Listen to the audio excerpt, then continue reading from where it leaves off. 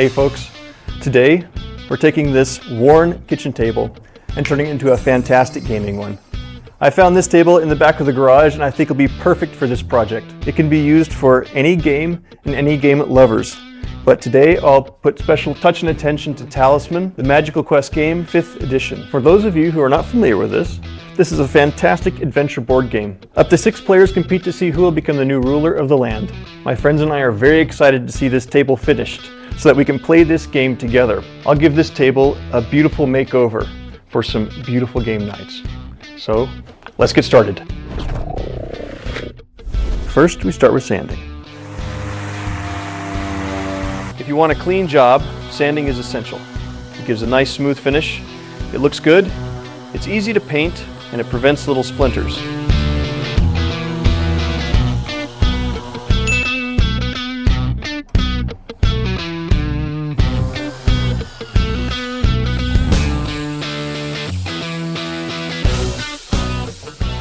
That's one step closer we are to our game table. We just finished sanding, so the next step is to cut this up with a saw. Just keep in mind that this kind of saw is one of the more dangerous tools in the workshop, so just pay attention to where your hands are. Make sure you don't take any particular risks with this.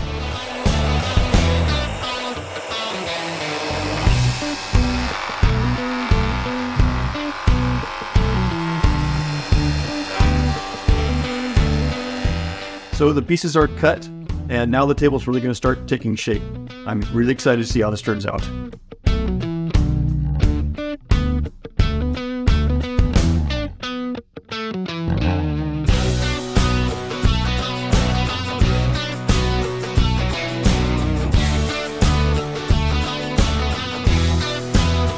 So now we're going to make the slide out cup holders. It's a few pieces of wood right here like this. Something about like that. I have a ready-made one right here. You can kind of see what it looks like. And it just slides in like that.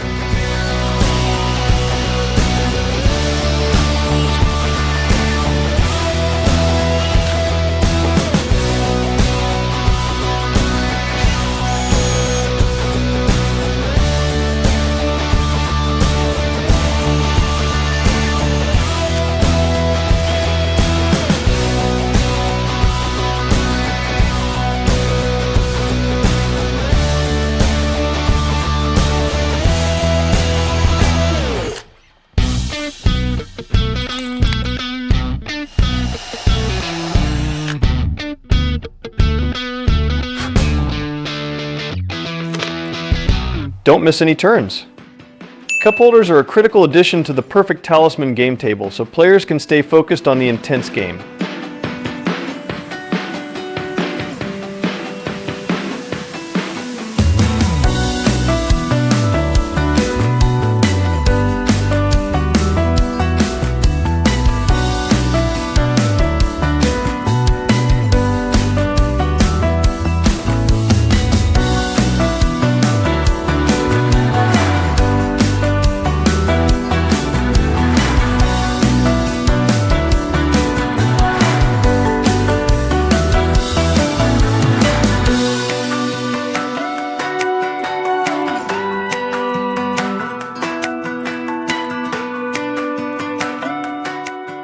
Apply wood glue and clamp tightly. Check alignment before tightening screws to avoid a misstep.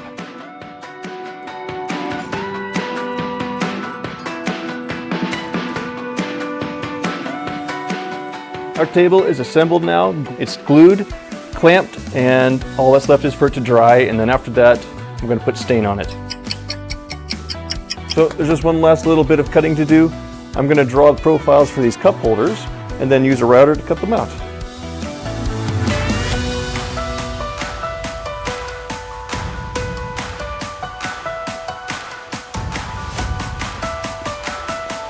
The sound of this tool isn't nearly as annoying as landing on the portal of power and realizing you forgot to grab a talisman.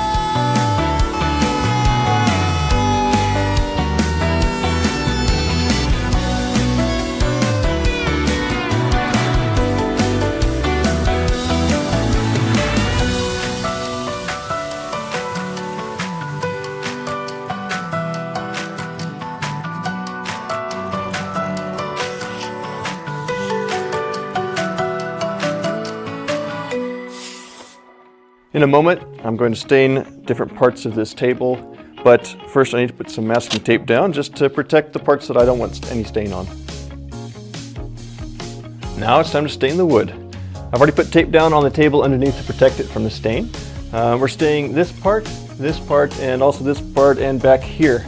I don't need to put any stain here, but since I'm covering it with cloth, I don't need to put any masking tape on it either, so I'm just going to leave it like that. Wear gloves because it gets all over your hands, and be careful where you put your clothing. You don't want to get it on your clothes either. It gets on everything. Try to put a thinner layer of stain on here. We'll be wiping it off later, so that'll make our job easier later if you just use a thinner layer. Now it's time to spray lacquer on here. I think it'll take maybe 2 cans. I don't know exactly how much, but anyway, I have a backup here, and be sure to wear an organic filter, not just a regular particulate filter. Organic filter, this filters out the gases.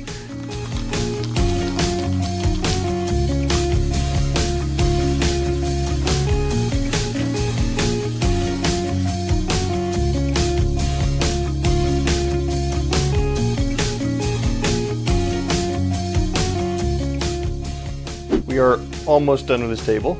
To light up our board game parties all the more, here are some warm 12-volt LEDs, just some standard ones with adhesive backing. And I'm just going to install them under the edge here. And it'll look pretty cool, I think.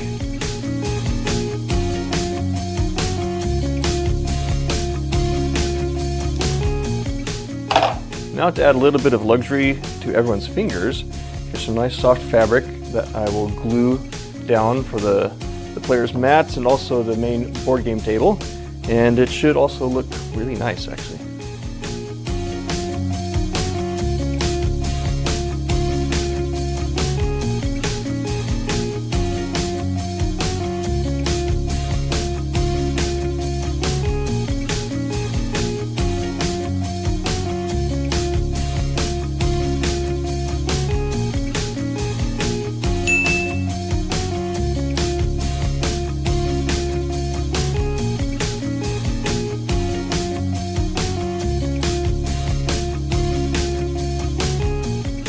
I love how the gaming table looks already.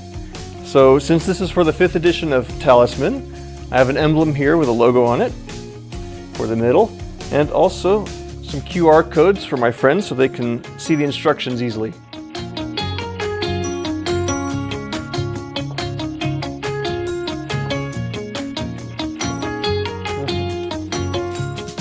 The table is finally finished. Check out these features.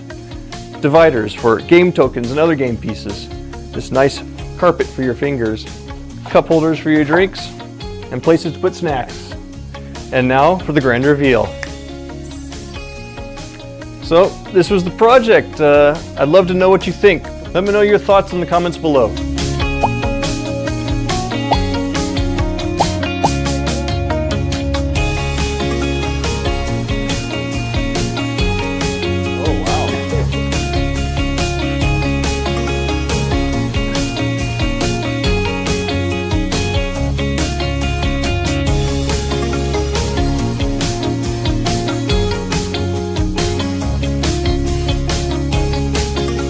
This board game table was totally worth it. Can't wait to see you next time.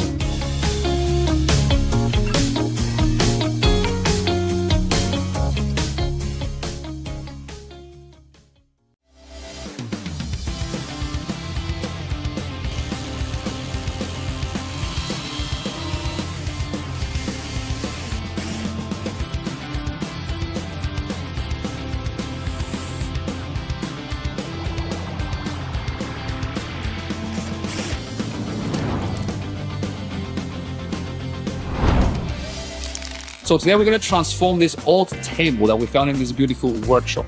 We're going to turn it into a custom-made, stunning-looking gaming table specifically designed for Monopoly. Let's get started with that.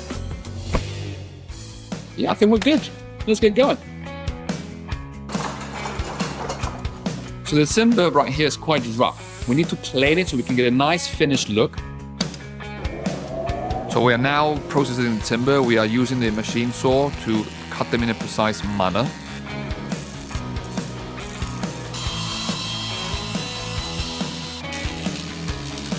all measured up, and then we'll connect them together so we can serve as a big tabletop. So now Stan and I will bring the wood in, which sanded it. It's nice and smooth, and we're going to start gluing it together to create one larger piece of plank. So you can already see how everything is looking together nicely. Sanded planks. We're going to start gluing things together right now. So we have the wood glue right here. Stan is spreading it all over the wood so we can start putting things together as one.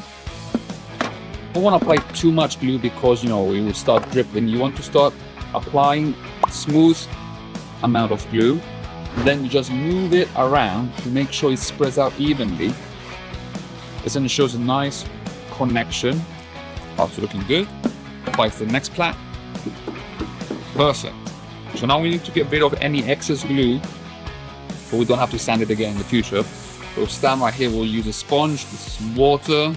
So now it's cleaned up, all the glue is gone. We actually need to leave it to dry for a couple of hours, and then let's move to the next part, shall we? So we are now preparing the frame that will go in between the two tabletops. This will serve as a foundation or some base for the drawers to go in and out from. We are chiseling the 4 square pieces from here, and this will help for the frame to connect to each other.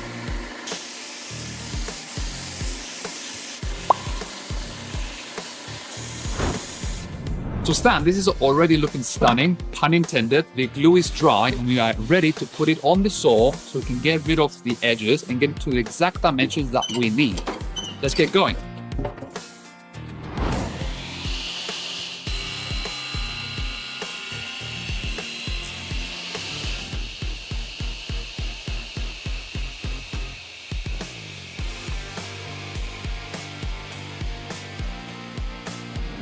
So now we're going to use this huge machine to sand the final piece of plank.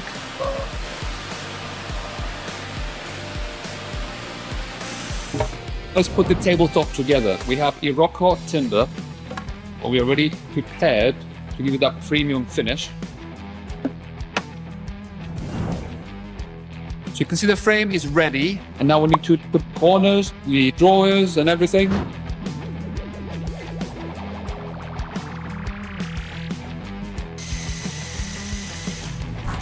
So as you can see, we're drilling holes in the frame itself. I'm going to place these wooden pins so we can place the tabletop on top. And we'll make it more stable. We're going to start making the drawers now. Everything's cut and ready. So we need to put the drawer together now. Stan already cut pieces of wood here in 7 steps, 7 segments for each Monopoly banknote. We're going to use a nail gun here to put it together.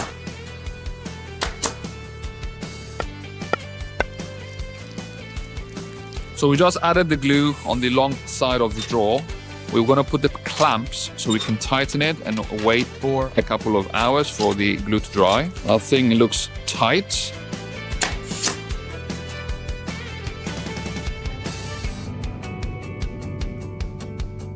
So the drawer now is ready. The glue is dried up. We need to remove the clamps and we'll get it back to the table to continue the process. You can see the selection of wood we went for, giving it that nice premium feel. So let's get to the table. 7 segments for the Monopoly banknotes. The drawers are done. Now we have all 4 drawers done. So there's going to be a 4-player gaming table. And Stan is going to bring the tabletop. As you can see, everything pin-wise is ready. So Stan cut this earlier. They're precise fit. Right now, from camera, you can see the elevated section where the board will go in.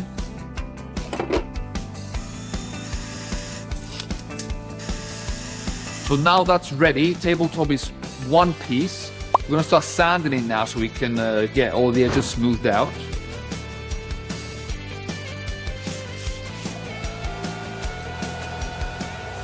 Now that's looking nice and clean. Stan brought the edge relief here, which he already prepared nicely. You can see this will give it a nice texture and get us more to the final vision that we had in the initial sketch.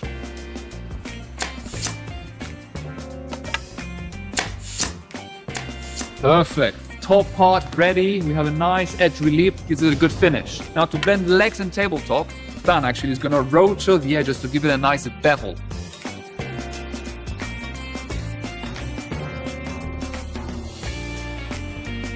You can see the beautiful work standard here with the bevelly. I think now we need to move to add detail onto the legs themselves to get them to the full sketch.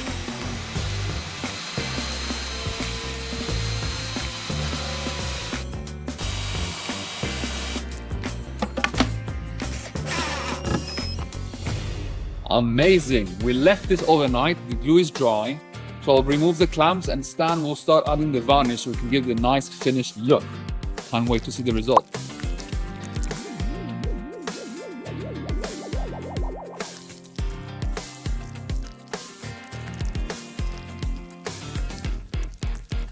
So Stan is going to finish the varnish on the legs and the table. I'm going to go ahead and install the drawer handles.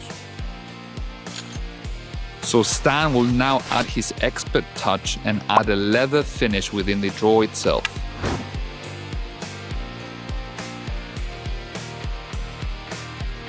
That is looking fantastic, very classy.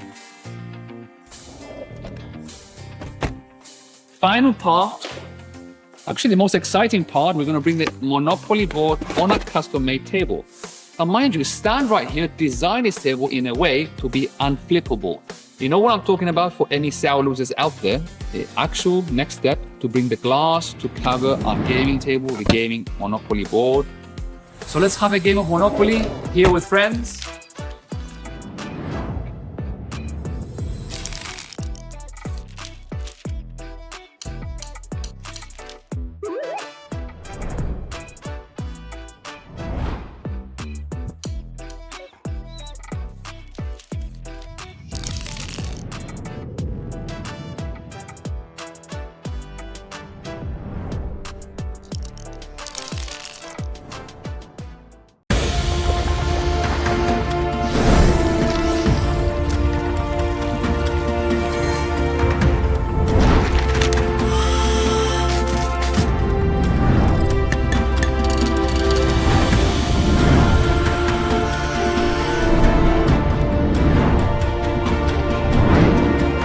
Okay, so today we are back to create another epic HeroQuest craft. I'm here at Josh's workshop and he has something really cool in store.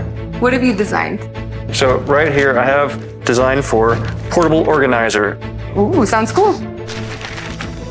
Yeah, so not only does the top open, but also has storage in the sides for extra miniatures. Looks amazing. Let's get started. I can't wait to see how this is going to turn out. Definitely.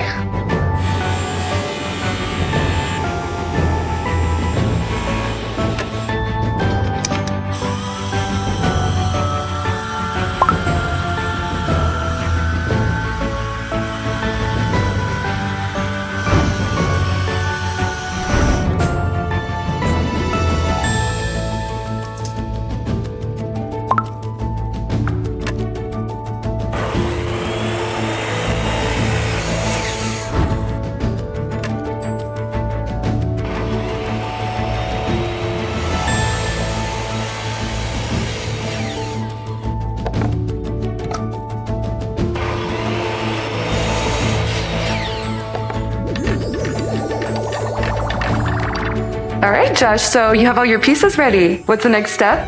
Just take all these pieces I just cut and assemble them, which is my favorite part. Cool. Okay, you'll make the tiny boxes to go into the organizer. Yes. Nice. All right, while you do that, I'm going to go paint my miniatures.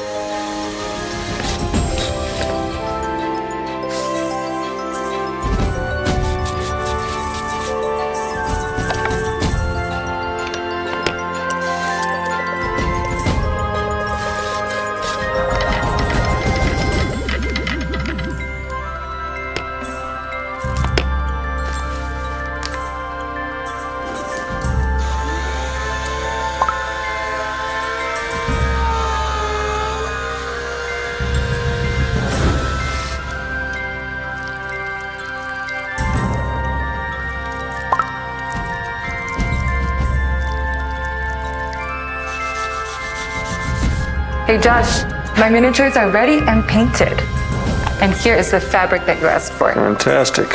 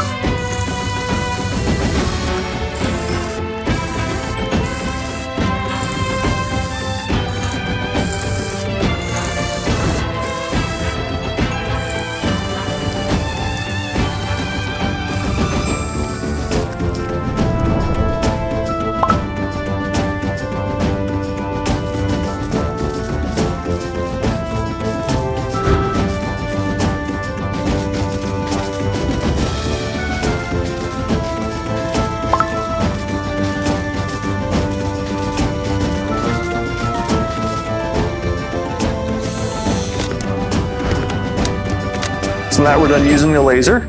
We have our cut acrylic sheet. And we're going to assemble this using super glue, and after that we'll have nice acrylic sheet card holders.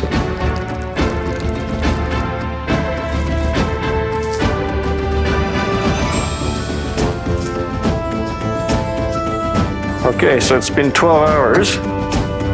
The foam has expanded around the miniatures inside. So we'll get to see how it turns out. Cut it open.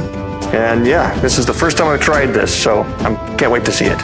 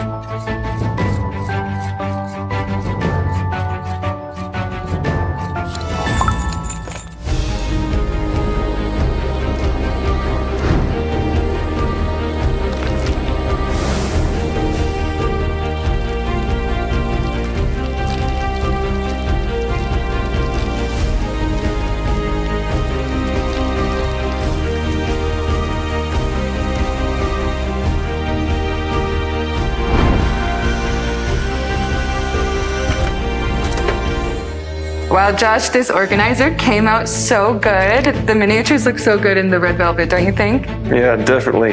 It was a lot of fun to make this. Yeah, I know. It was super cool, and I can't wait to take it to our next Hero Quest game. Good job. Thanks. What do you guys think that we should make next time? See ya!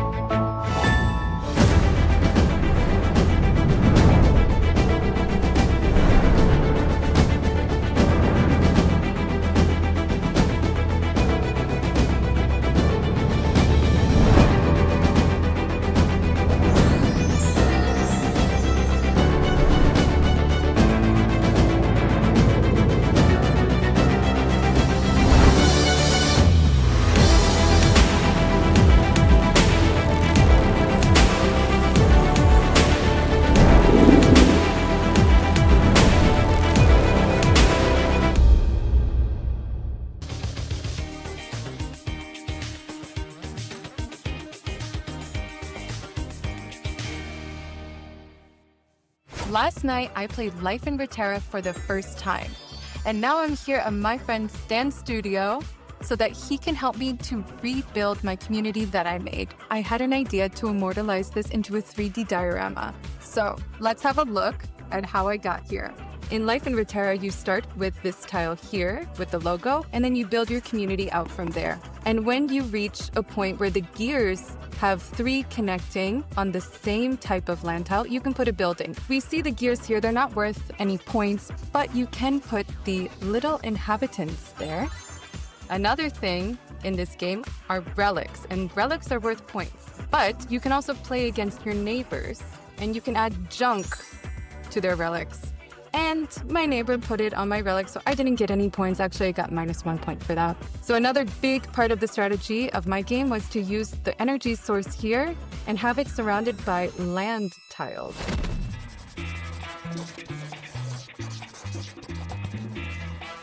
I'm super excited to get started with this design. I can really see how you put all the detail from last night's community into this.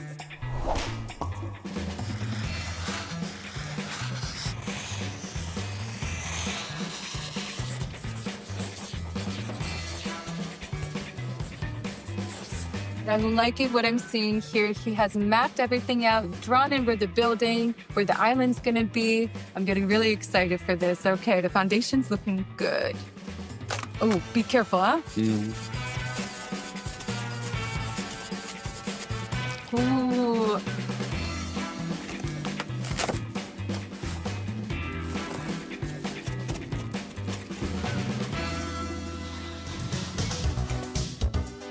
Okay, amazing. Now that the foundation has taken shape, we're going to strengthen it with some liquid acrylic gypsum. This part is really cool.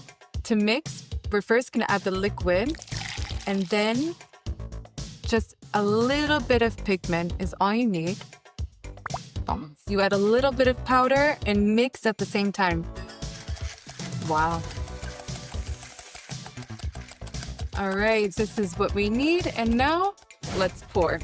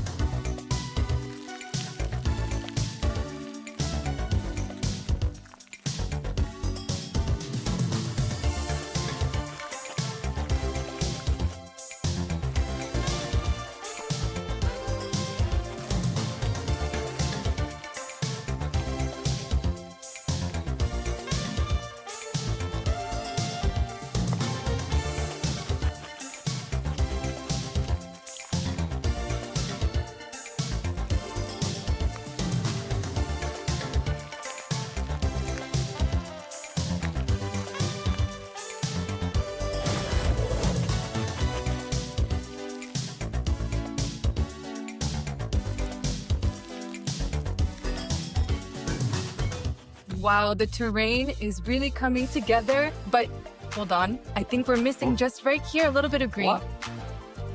It's a wrap.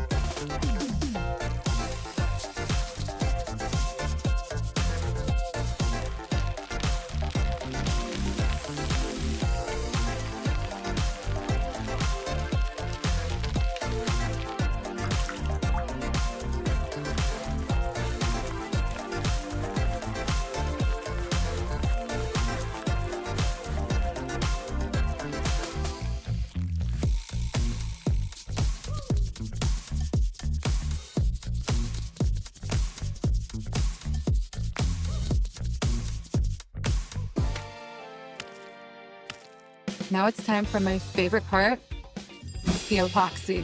We're gonna use this to fill in the water over here. Let's get going. Perfect. Then we'll add in the pigments.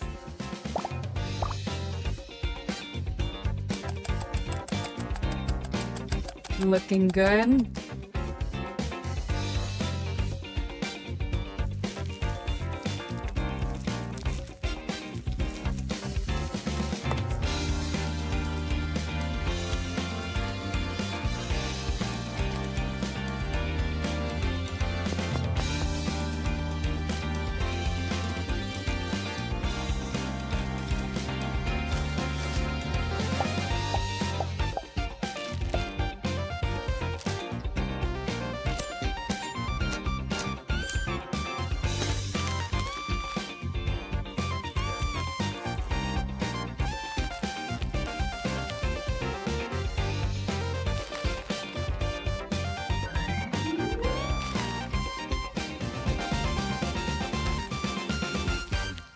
Now that the terrain is complete, we're going to combine the nature with the man-made world, just like in the game. By using this 3D resin printer, we're going to recreate the tiny inhabitants and buildings. And while it's working its magic, Stan is going to start on the gears.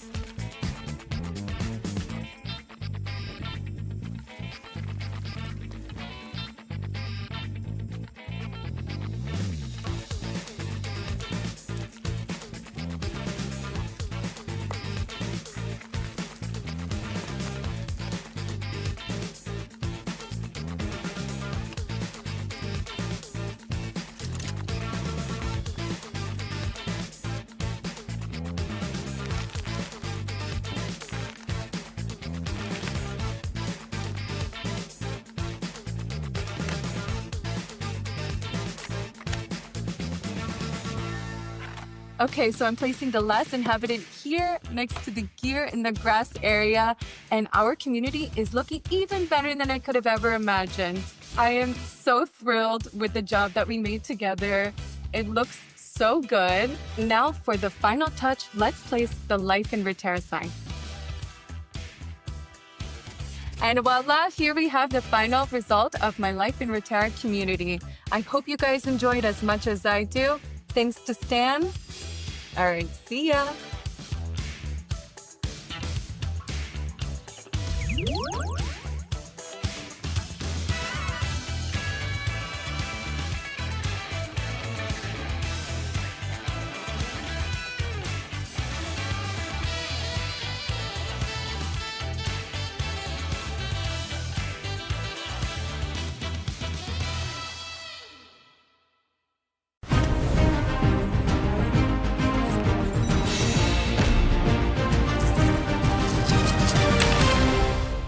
Hi everyone, nice to see you again. In today's video, I'll be revealing the best way to play Talisman, the Magical Quest game, 5th edition, one of the most iconic adventure board games out there. My friends, who are some die-hard Talisman fans, will join us in today's game. Let's dive in.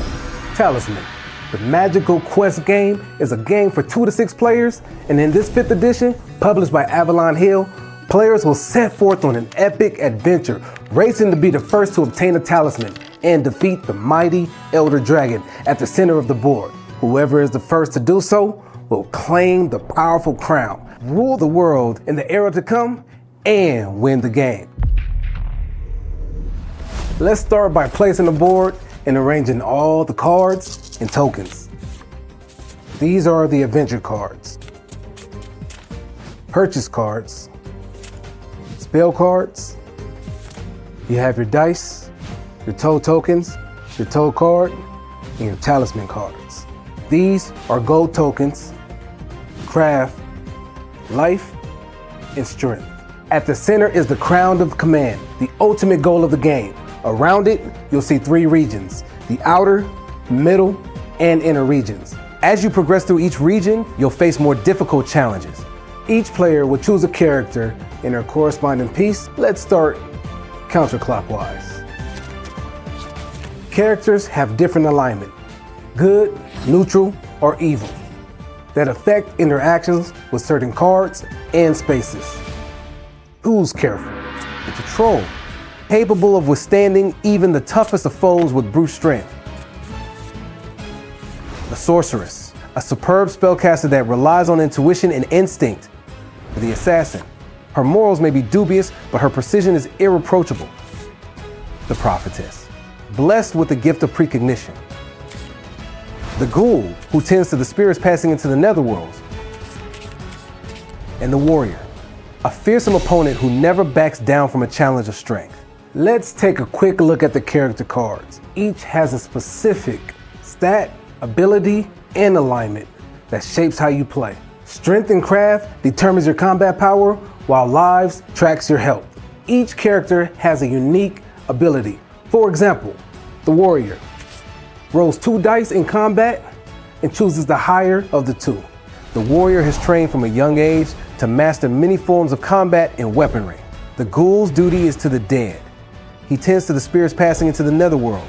The prophetess is blessed with the gift of precognition. The ruthless assassin is paid to get the job done and always delivers on her mark.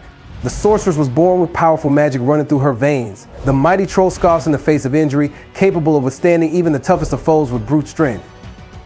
Once everyone is ready, we'll place the figures on their starting position and dive into the adventure. Game on. Take a look at your character card, and as shown, place your gold, fate tokens, and life counters next to your character card. Some characters, such as the sorceress, begin the game with a spell. Draw a card from the spell deck.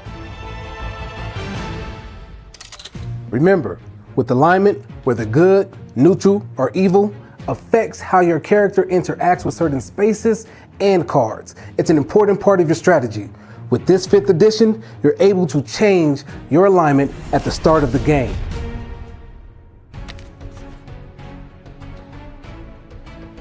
The last player to choose their character begins. The players whose turn it is will roll 1 die and move to the left or right the number of spaces rolled, and resolve the effects of the location they land on. Oh yeah. I'm rich. Bag of gold to start the adventure for the warrior. Next we have the ghoul.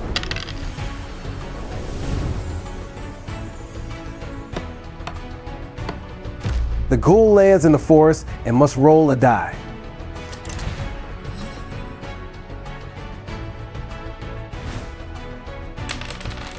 The ghoul rolls a 1 and is attacked by a brigand in the forest. He loses a life. Let's see the assassin's luck. The assassin lands on the plains. Wow, look what we have here. Assassin has encountered the warrior and has initiated battle. It has decided to use the ability of assassination.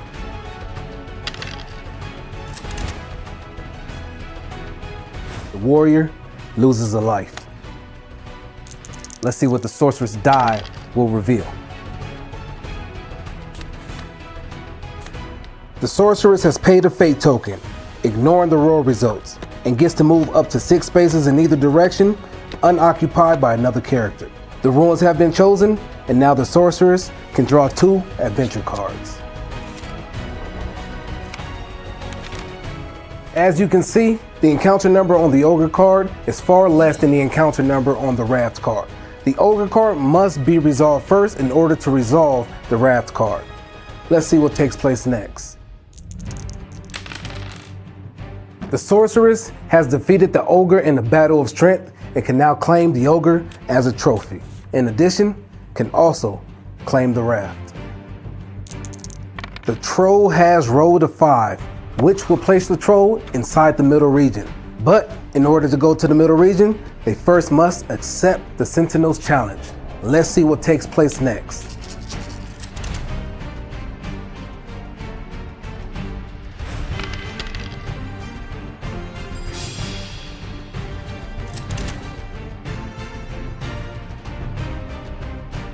The troll has defeated the Sentinel and is now in the middle region.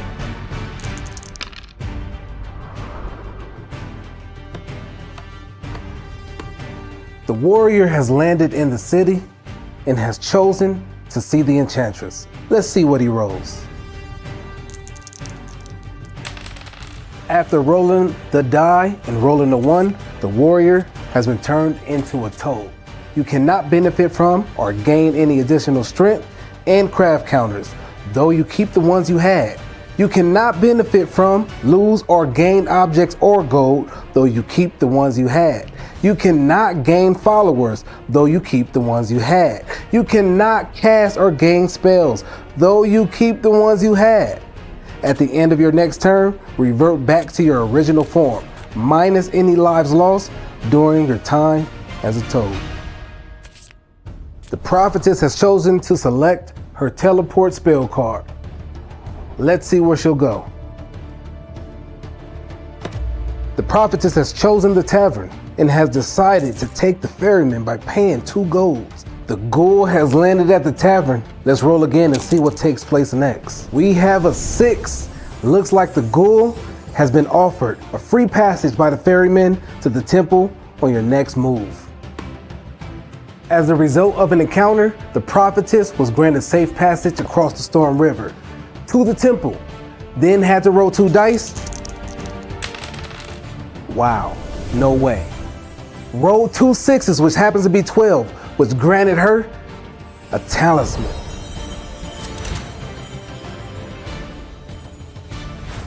This is a once-in-a-lifetime opportunity. The troll has entered Warlock's cave. A die must be rolled to accept the quest. A 4 has been rolled. Discard 1 magic object. When you complete your quest, the Warlock immediately teleports you back to this space and gives you a talisman, if available. The ghoul lands on the temple and encounters the prophetess. Oh, the ghoul has stolen the talisman from the prophetess. Wow. This game has gotten intense. Looks like the assassin is heading back to the tavern.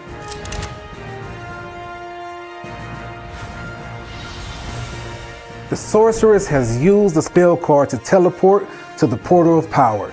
There's still a chance.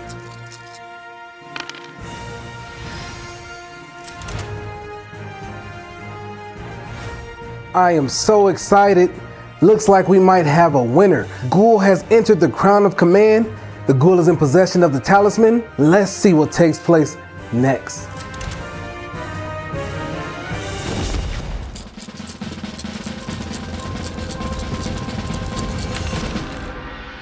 What a turn of events.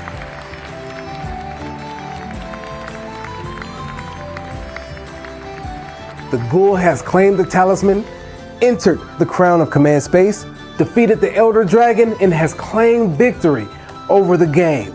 Congratulations. Now that you're familiar with all the rules, you're ready to jump in and enjoy the game to its fullest. Game on.